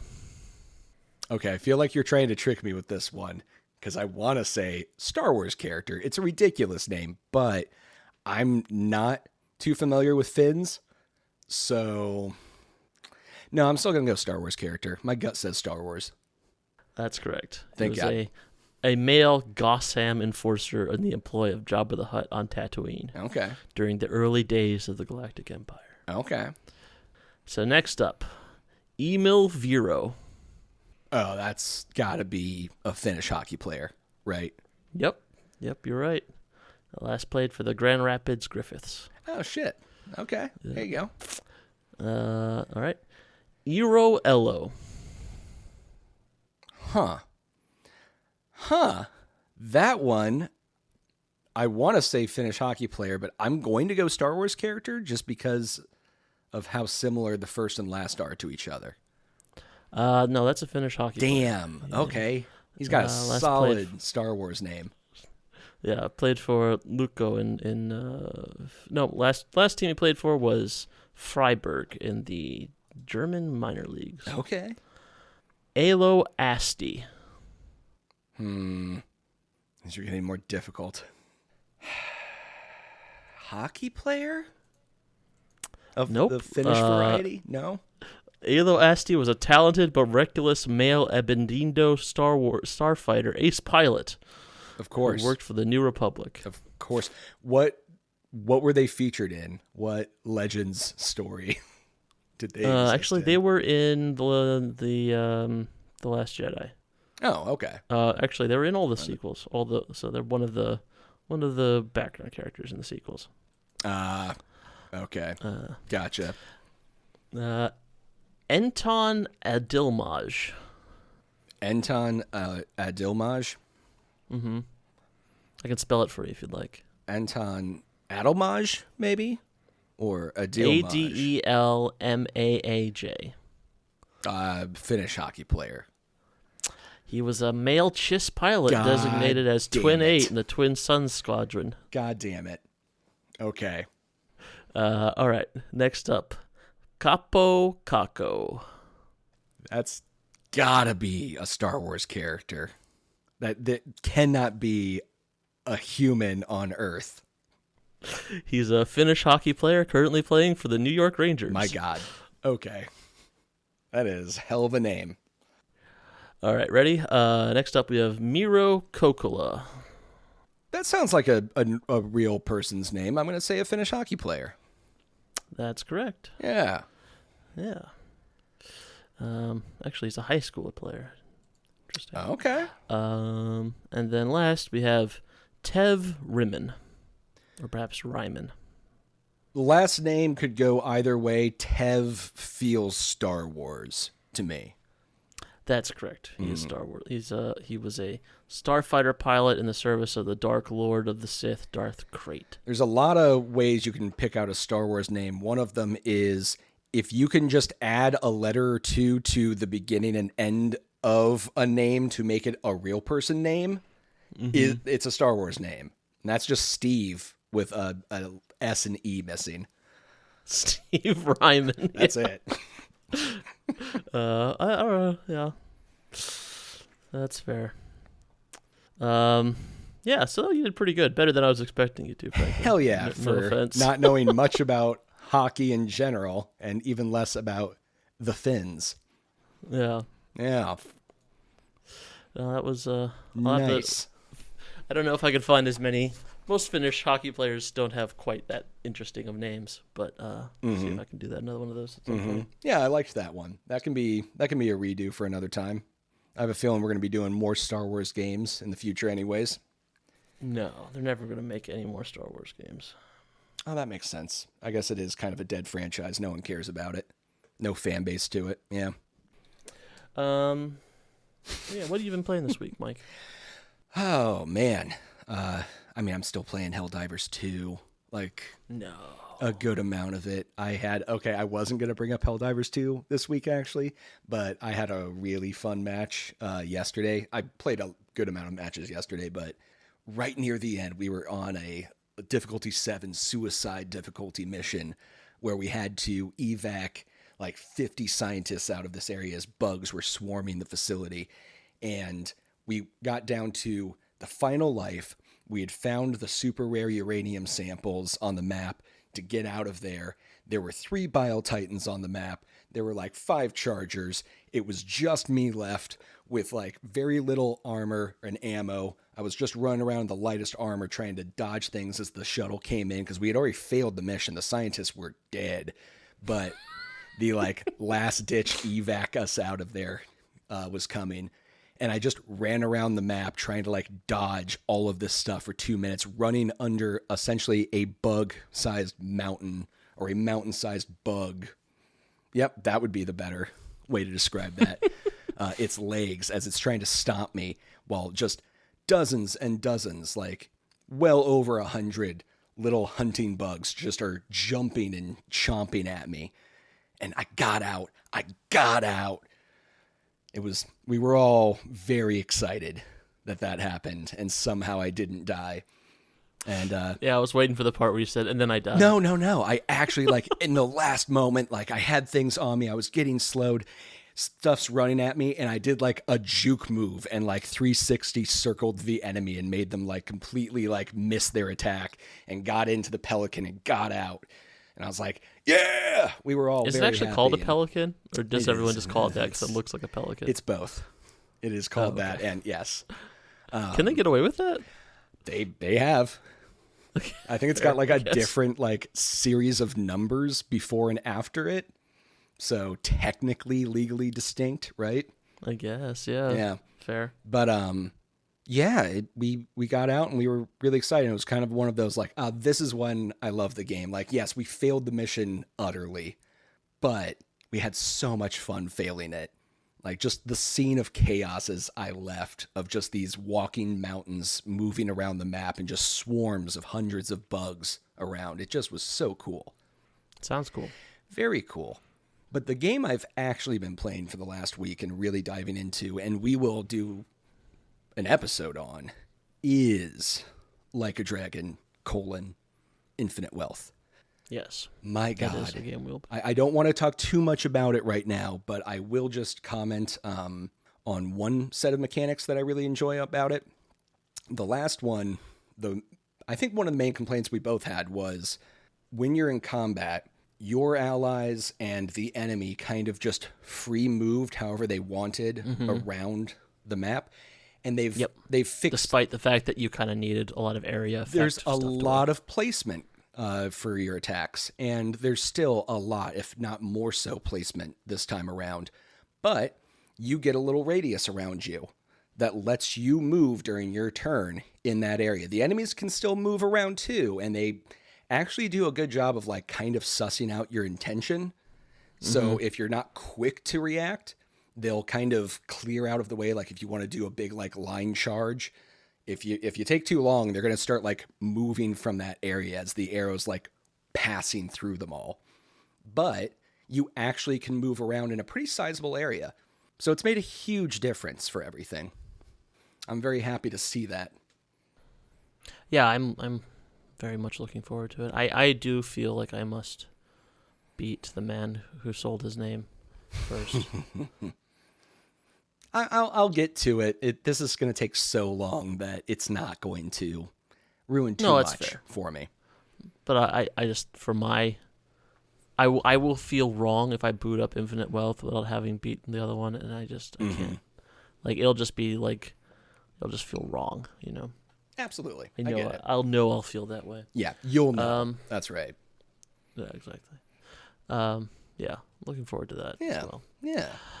What have you been playing outside of... Up until... I hadn't really been playing much else besides this until yesterday when it crashed on me while I was like doing some like cleaning up like some stuff I hadn't found and stuff like that. And I got so pissed at it. I just stormed away from my computer. And to mollify myself, I there's a big Steam sale going on right now, and I got myself Disney Dreamlight Valley. You got so pissed that you decided to start playing one of the calmest, relaxing games there is.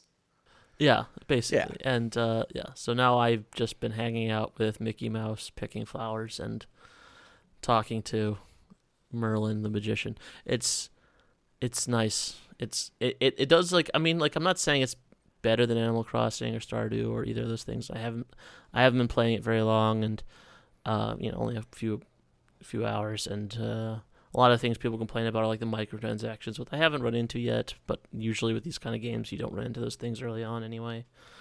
But it like one problem I have with Stardew Valley is that it feels like you have to grind stuff a bit. Not that I mind. Like, I like Stardew Valley's day system way better than I like Animal Crossing's, but this game does a good job of kind of mixing it up. So you have like a day-night cycle that's more or less what real life day or night cycle is, but like you can't, like, it doesn't stop you from doing stuff at night. Like, it doesn't become unplayable at night like Animal Crossing kind of does. Although you can play Animal Crossing at night, but it just feels like the game's telling you to go to bed. And this game doesn't really do that to you. But it does give you like this kind of exhaustion mechanic where you have to go back and like eat and stuff to replenish energy. So you can't just run around smacking rocks 24/7. You have to like kind of plan, like, oh, I'm going to plant some stuff and pick some berries, and then and then there's so many different quests and stuff, so you never feel like you're just like, oh, I need to like mine more rocks to make this thing I want. Like, you're always like, getting enough oregano for someone because they want to make a wreath, or this person wants to do this, so you have to get enough wood. So it always feels like you have like these little things you're constantly doing. So it never feels like, I mean, it is busy work, but it always feels like it's busy work that exists within the setting, as opposed to just like, I gotta make sure I have 300 wood because I want to have 300 wood for making this thing later down the road that I know I have to make. Which I guess you could probably get that granular with this as well. I'm sure you could. But I don't know. I like it so far. Yeah. I've never been like a huge Disney adult, really, or just I watched all the cartoons when I was a kid, but Disney is not something like I place some great value on as now. But No. I still get a lot out of this game. Like, I have never seen Wreck-It Ralph, but the Wreck-It Ralph character is nice to talk to sometimes. I don't know Ralph what's is going good. on there. I didn't see the second one, but I liked the first one. It was fun. But no, there's I like. There's so many of these like new games that I like. I haven't actually seen Frozen, which I know is like, Frozen's good. Frozen's actually like that one's good. Good songs. yeah. So like I don't know who these characters are. I did see, the one with the magic house in Colombia, but I can't remember what that one's called. Encanto? Yeah. Yeah. Okay. So I know have who not those seen ones are, Encanto but a lot of yet. the newer ones, I liked it. Yeah, I've heard good things. I don't know that I wouldn't have. There were so many memes around it. I think I kind of had to. Like, I guess that's the things like Frozen seemed like one of these things that was like only children, like, which I get, they're animated movies, they're made for children. I'm not like disparaging it, but like Frozen seemed like something that every child was like obsessed with. So I'm like, but I never really heard a lot of adults talk about it. But then Encanto, which I mean came out many years later, it definitely felt like there was something there for adults because you had all the Bruno memes and stuff. Yeah.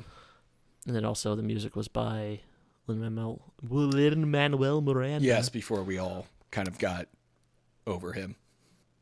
I don't know. I mean, I was never under him, so I don't know if I'm over him, but That's fair. I don't know. It's just I'm Lin saturated. Like media has so much Lin. Like, why are you in the Golden Compass series? You don't need to be in that. Yeah, no, that's very fair. But I mean, yeah, it does kind of remind me of like some of the like the older like 70s and 80s ways of doing celebrities, where it's just like they're on everything all of a sudden and they disappear. Mm-hmm. It's like it dates something. I'm sure they'll be like in 20 years we'll go back and be like, oh look, it's a Lin-Manuel Miranda cameo on, I don't know, what's the cop show? NYPD I don't remember Blue. the name of anything. No, yeah, NYPD. No, the Law and Order. The funny Brooklyn Nine-Nine. Brooklyn Nine-Nine.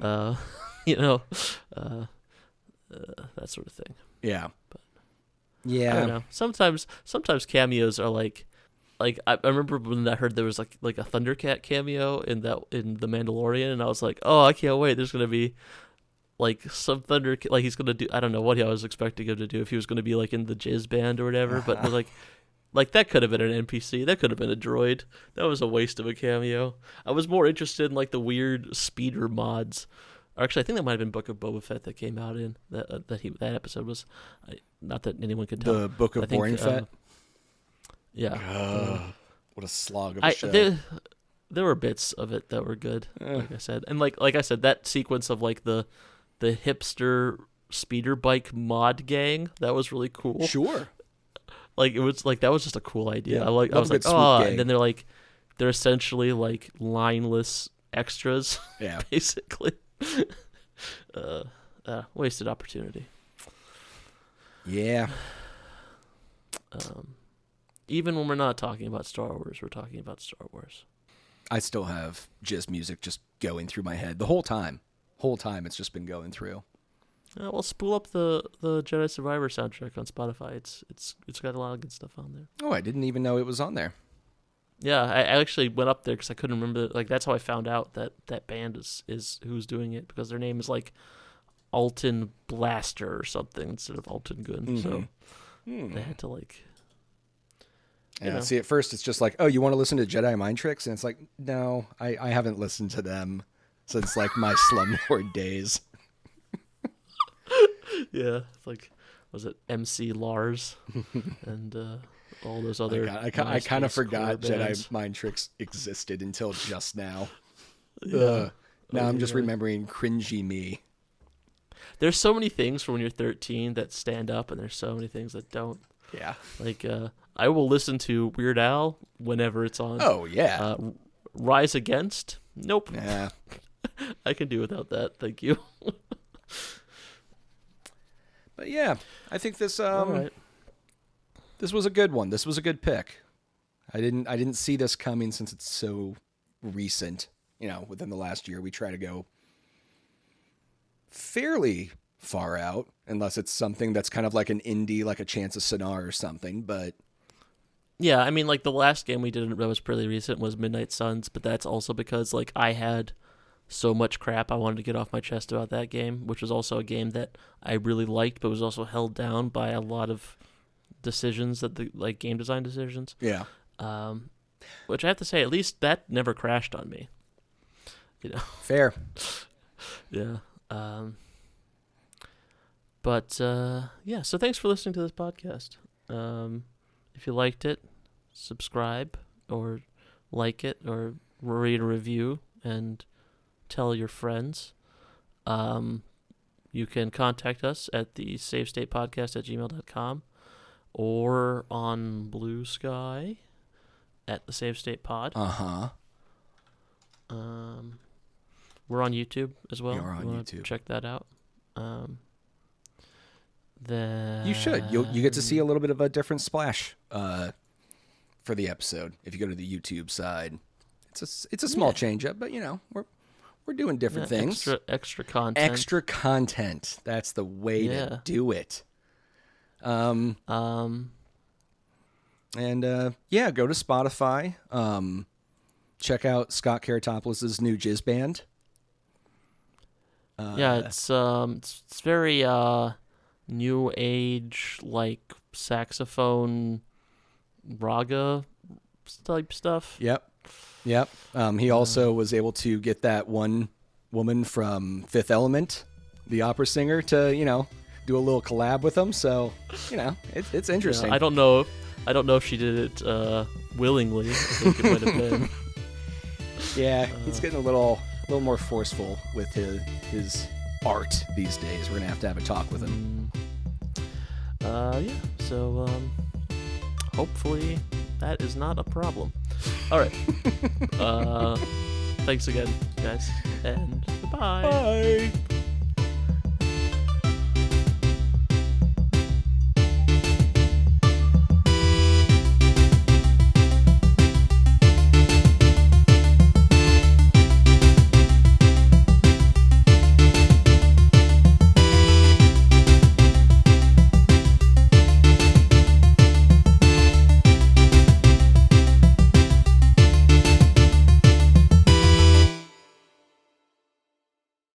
Cal Kestis's Last Stand. No, I thought we were trying to do like an alliterative thing. Cal Kestis's Cool Kid Convoy. Cal Kestis's Kid Cuisine. Is he supposed to be like he's not quite a middle-aged man, but I don't think he's a kid either. He's like the little penguin. I don't know.